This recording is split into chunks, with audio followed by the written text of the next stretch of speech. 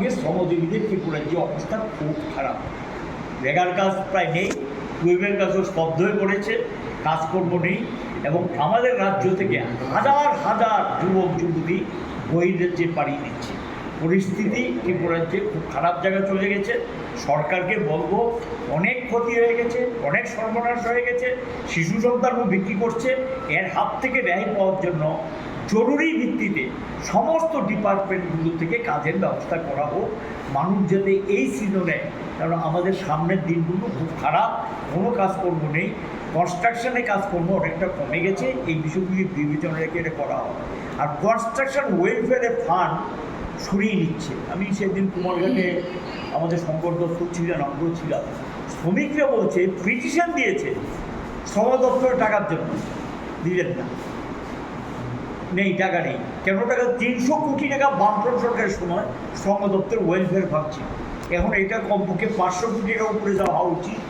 তাহলে সেখানে বিয়ের টাকা পায় না, যারা কনস্ট্রাকশন ওয়ার্কার দরখাস্ত করে পায় না, চিকিৎসার টাকা পায় না, এই অবস্থা তৈরি হয়েছে। এবং তাদের বাড়িঘর নির্মাণের জন্য টাকা দিতে হয়। এটা কিন্তু দান না, দক্ষিণা না, এটা হলো গিয়ে ওয়েলফেয়ার স্কিমে জমাকৃত টাকা। যারা ঠিকাদারি করে তাদের যে বিলের থেকে 1% টাকা কেটে নেওয়া হয়, সেই জমাকৃত টাকা, সেই টাকা পর্যন্ত পাচ্ছে না। এবং এখানে আমাদের রাজ্যে ইএসআইও বক্তব্যে পড়েছে, হাসপাতাল তৈরি হয়নি, ডিসপেন্সারি নামে ডাক্তার নেই, ইএসআই যারা করেছেন শ্রমিকরা ওষুধ নিয়মিত পান না, ভালো পরিষেবা নেই, হাসপাতালের জায়গা ঠিক করে দেওয়া হচ্ছে, আজও সেই হাসপাতাল নির্মাণ হয়নি। শ্রমিকদের জন্য আলাদা হাসপাতাল নির্মাণ করার কথা, সেই নির্মাণ হয়নি। কাজে শ্রম কল্যাণে এই সরকারের ভূমিকা চূড়ান্ত ব্যর্থ। আর এদের সঙ্গে দেখা করতে চাইলে মন্ত্রী সময় দেয় না, এরকম তো হতে পারে। দেখা করবেন না, কথা বলবেন না, সমস্যা শুনতে চাইবেন না, অসহিষ্ণুতা। এবং তাদের যদি কোনো প্রকার মানুষের প্রতি দরদ থেকে থাকে, যারা গণতন্ত্রে ভোটের কথা বলে জিতেছে, কি জিতেছে তো এটা মানুষ জানে, ভোট প্রত্যেক রাজ্যে হয় না। এই তো শুনলেন কিছুদিন আগে নাগের জোলা একজন শ্রমিক নেতা, তিনি বললেন তার বউকে দিয়ে নাকি ছাপ্পা দিয়ে এখানে জিতিয়েছেন। এই চলছে রাজ্যে। এই অবস্থার মধ্যে আমরা বলবো সরকার আমাদের সঙ্গে আলোচনায় বসুক, কথা বলুক সমস্যাগুলো সমাধান করার জন্য।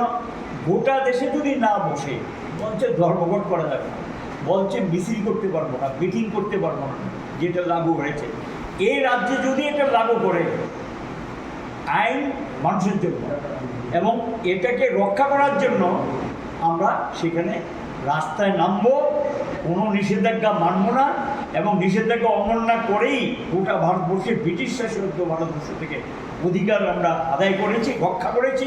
গোটা ভারতবর্ষের শ্রমিক শ্রেণী সিদ্ধান্ত নিয়েছে ধর্মঘটের অধিকার ধর্মঘট করে রক্ষা করবে। দেখি কি করে তারা মিছিল করার অধিকার মিছিল করে রক্ষা করে, বিক্ষোভ করার অধিকার বিক্ষোভ করে রক্ষা করে, পরিষ্কার।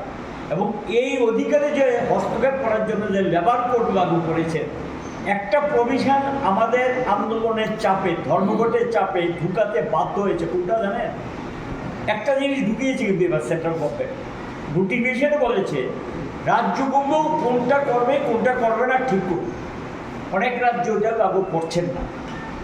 ত্রিপুরা গভর্নমেন্টকে বলবো যাতে কোনো অবস্থাতেই এই লেবার কোডের নামে এটা যাতে না করে, কারণ শুরু করেই দিয়েছেন।